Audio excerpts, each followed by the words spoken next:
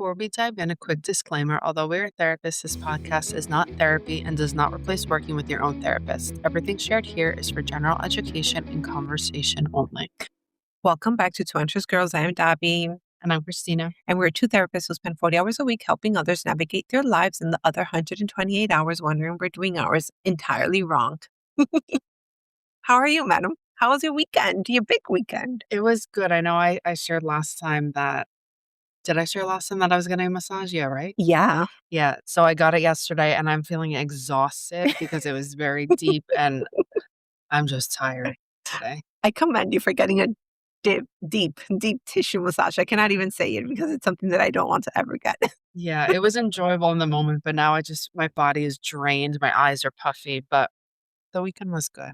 Okay. I'm glad that you were celebrated, that you were showered with love, and that you treated yourself to some deep pain. Yeah, and I wouldn't do the head massage thing again. You didn't like it? I didn't like it, but it was still enjoyable. Overall, it was a good weekend, so I'm feeling good overall. How are you? I'm happy to hear that. I am good. I'm glad that I was able to celebrate with my mom. I spent the day with my mom, with my lovely godson. I had breakfast with my mom and my sister, and I spent most of the day with my mom. So yeah, I'm glad that I was able to do that. It was great. Good. Yeah. Very nice. Okay, so today's topic, today we're talking about the anger beneath anxiety. And this is quite interesting. So what we want to unpack today, it's how sometimes what we feel showing up as anger could be anxiety or vice versa. So, Christina, are you an angry person? Of course not. I'm always calm, I'm always regulated, and I'm always deeply understanding at times. Right, same. But yeah, all jokes aside, I hope that was perceived as sarcastic because, of course, not always I am any of those. But I am overwhelmed frequently. And that makes sense because today we're talking about something that might make some people a little bit uncomfortable. The idea that anxiety might actually be covering anger. Yeah, especially for women who are often socialized to feel anxious instead of angry. So if you ever said, I'm not mad, I'm just stressed, or I'm just overwhelmed, it's worth pausing for a second and asking yourself, am I actually stressed or am I simply not allowing myself to feel anger? Yeah. So the spiraling, you are painting the picture person. Okay. Yeah. I was trying to think of something. So let's paint the picture of you're feeling overwhelmed, your schedule is full. Maybe people are asking things of you. You feel like you don't have time for yourself.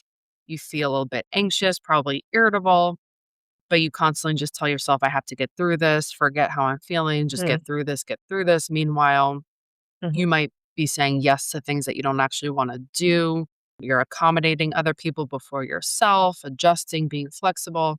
And then, of course, on the outside, you're perceived as, okay, this person is functioning, but internally, you're probably exhausted. You're probably snapping over little things, but you wouldn't necessarily call it anger. You call it stress or anxiety or being overwhelmed. And then something small happens and you lose it. I always tell people, like, where there's volcanoes inside of us and they're erupting. And then finally it just goes crazy. So our reaction tends to feel bigger than the moment. Sorry, that was a long painting of a picture, but just because I think it's better to go into detail of some people might not see this as what it is. So yeah, I know I've been there for sure. I don't know about you, Debbie. Of course. Who is immune to this? Yeah. It's not only one thing. It tends to be an accumulation of many things that we simply haven't allowed ourselves to feel. And yeah, sometimes it's unexpressed anger with nowhere to go. So let's go into our therapy insights. So let's break it down a little bit further. Anger, it's natural. It's a protective emotion. It tells us when something feels unfair, when something is misaligned, when we feel that something is simply not right. And for a lot of people, and honestly, especially for us women, we are not taught how to feel or express anger in a safe, healthy way. We're taught to be agreeable. We're taught to be accommodating. We are taught to be easy to be around, to not be too much. And honestly, this could not feel more real for me because I don't want to go off topic, but everyone is talking about this book, Strangers. It's been a number one New York Times selling book for Mhm. weeks. And it's about a woman and her Mhm. divorce. It's a memoir about divorce. And she just says over and over and over again, you were taught to be agreeable as a woman. You're taught to not show what you're really feeling. You're taught to just agree and go with the flow. Mhm. And she was feeling angry. And many times we are feeling anger and we are just taught not to show it. Or if we do show it, then that's not what's expected of us. Mhm. But instead of feeling anger, we redirect it and we internalize it, which is very dangerous. And often it does show up as anxiety, crippling anxiety, honestly, overthinking, being very tense, people pleasing, which we don't want to, and Mhm. resentment. And one of the big things that we see in therapy mostly is people pleasing resentment. And that's honestly a big one where we say yes, yes, yes, and yes, but internally we are thinking and asking ourselves, why am I the only one doing this? Why am I the one always doing this? Why doesn't anyone consider me? Mhm. And that is because anger is not expressed. And if it's not expressed, it's not going to be resolved. It just builds up. And then it leaks out as anxiety, as irritability, as emotional exhaustion. So that's why it is important to really label our feelings correctly and to express them. Mhm. And like always, it's kind of the takeaway in therapy. Let's try to vent our feelings and to label them correctly. And hopefully that will allow us to regulate. Yeah. Wow. Thank you, Zabi. Yeah. Oh, and the book, it's incredible. Read it. Yeah, I'm gonna read that book. Oh, no, I encourage you to read it. I think it's good. I'm not done yet, but I've been glued to it and I want to finish it. That sounds interesting. Yeah. Yeah, and I think have we had an episode on people pleasing? We have, right? Yes, we did. We did. We can always revisit. Because There's so much more to say. I feel like people pleasing is such a big one that all of us are guilty of, and yeah, I think we could go deeper into that. But anyway, sitting here, I want to say something that might feel a little confronting. I would say if we were allowed to be angry more, our anxiety might not have to work so hard because anger creates the movement, it sets boundaries, it clarifies our needs, whereas anxiety keeps us stuck in those spirals, it keeps us stuck in the loops. Hmm. Hmm. So I don't know how that sounds, but I feel like if we were given the opportunity to just express our anger, Hmm. maybe the anxiety would dissipate a little bit. Yeah, absolutely. I agree with you 1,000%. I also do agree with movement. I know that what you're saying is that anger creates movement, and that is truthful. I also do think that it is true that anxiety keeps us in a loop, and it Mhm. could be a dangerous loop. You and I hear it, call it spiraling. Yeah. But I even forgot my train of thought. What I was trying to say is that it is important to express our feelings, to not internalize them because Yeah. unexpressed anger is becomes a huge problem. Have you ever in sessions used the anger iceberg? Sometimes that it's been a while. Oh my gosh, Oh, yeah. okay.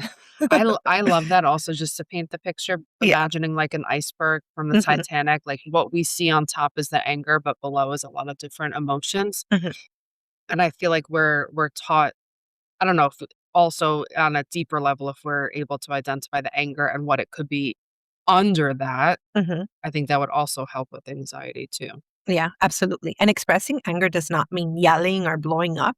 It can look like also saying no, saying what do you mean, setting limits, acknowledging when something doesn't feel okay, Mhm. having honest conversations about what you're genuinely feeling, and when necessary, setting some boundaries. Yeah. They're always good to protect us. Yeah. An important reframe is saying that not anxiety. Anger is not the problem when we leave it to be unexpressed anger, that's actually the problem. So like you said, if we could say no more, Yeah. setting those boundaries. And being honest. Yes, honesty is key, Hmm. Hmm. which is sometimes hard, but it is key. It is key. So we will leave you with this. Think about when you're feeling very angry next time. Is it anxiety or what am I actually feeling underneath this anxiety? And what's the worst that could happen if I were to face it? I love encouraging people to always ask themselves that question. What's the worst that could happen? And Mhm. will I survive it? Most of the time is yes. Might be a little bit uncomfortable, but we can definitely survive it and we just want to face it. Yeah. And sometimes with that, the answer could be that I am hurt, I am overwhelmed, or I'm actually frustrated. And that is what we want to do. We want to, again, label our feelings correctly and address them accordingly. Mhm. So, with that, let's transition into our favorite segment, which are our anxiety wins and guilty pleasures. Yes. So, let's bring ourselves back to earth. Yes. You start, Debbie. What was your anxiety win? Oh, okay. For me, I would say I am on a journey, as I've mentioned every single week, of managing and dealing with many things that are out of my control. So just extending myself some grace and trying to stay present in the moment, not overthink, not allowing myself to spiral, which I do, I still do. But Mhm. yeah, I'm here and trying to stay grounded throughout all this uncertainty and hopeful and positive. Yeah, proud of you, Debbie, because you're going through a lot, and for someone going through so much, you're really holding it together. I'm sure internally you have your moments, but it sounds like you're really trying to stay present, grounded, and it's working. Christina, don't make me cry. Not now. But thank you so much. Thank you. Thank you. What was yours? What was your anxiety win? My anxiety win, I think I have a bad habit going off this topic. I have a bad habit of letting my anger, Hmm. what's the word? Like work Build on you? up. Yes, build up. And then I tend to get really upset over small things. So that Hmm. happened Hmm. last week. I found myself getting really upset over something so minor. Hmm. And I was able to kind of check myself and ask myself what was really going on, which is huge progress because most times I would just get mad and, yeah, let that sit with me. So that was a big win. I was able to check in with myself and ask myself, what's really going on? Why are you feeling annoyed? Hmm. What's the bigger issue? That's quite the emotional awareness. Thank you. I hope you're very proud of yourself. Thank you. I am. I am. Yeah. And my guilty pleasure, what was my guilty pleasure? Oh, a friend of mine actually gifted us sourdough milk bread, which I've been meaning to Wow. tell you, No way. and it was gone. I wanted to bring you some, but my No, it's family okay. ate it. So my guilty pleasure, hasn't happened yet because I can't think of one that I've done, but my future guilty pleasure that I'm going to do is do sourdough starter thingies. No Like, way. yeah, Okay. getting Yeah. under that. So she was telling me how to keep it alive. She was telling me it's like a pet. Yes, I've heard. Yeah, I've heard. so I'm excited for that. I think it's gonna take up a lot of my time, but I'm excited for this journey. yeah, it's healthy. It's a healthy guilty pleasure again. Yeah. And to try some of your sourdough bread. Yeah. What Okay. about you? I might follow you, but first you try it first. Mhm, mhm. Okay, so my guilty pleasure talking about the kitchen is doing buttermilk ranch dressing from scratch. Mm. It's so easy and so good. Like if you don't want to be disappointed with your dressing, just do it yourself. Is that you get the ranch, No, the everything is seasoning? no. It's okay, so I followed this recipe that I found online. Mhm. It's salt, pepper, onion powder, garlic powder, and parsley. Wow. Yeah, some sour cream, a Mhm. little bit of mayo, 2 tablespoons of milk, and that's it. Wow. You That whisk sounds and so you good. have the most delicious creamy dressing for your whatever you want, your Chicken sandwich or something? chicken sandwich, salads, chicken wings. Wow, my mouth is watering. It's delicious. Yeah, so that was delicious. So if anyone wants to try it, there it is. Yeah, Should alright. we wrap it up? Yeah. So if you take one thing from today's episode, let it be that feeling anger does not make you a bad person. We all have it. We all feel it. We all experience it. It makes us human with needs, limits, and boundaries. And if we can all acknowledge that anger, it can actually reduce a lot of our anxiety. And the reason, again, is because we're no longer carrying everything silently and we are labeling our feelings correctly. Yes. Yeah, so if the next time you feel anxious, let's just all practice gently asking ourselves. This could be some homework. If you Yeah. feel angry from now until next time we talk, asking yourself what I might be feeling underneath this. And you can look up anger iceberg if you need a visualization of that. Yeah, that's a great one. And with that, thank you everyone for listening. Thank you for being here with us. Be gentle with yourselves. We'll see you next time. And if you enjoyed this episode, please don't forget to rate and subscribe. See you next week. Bye.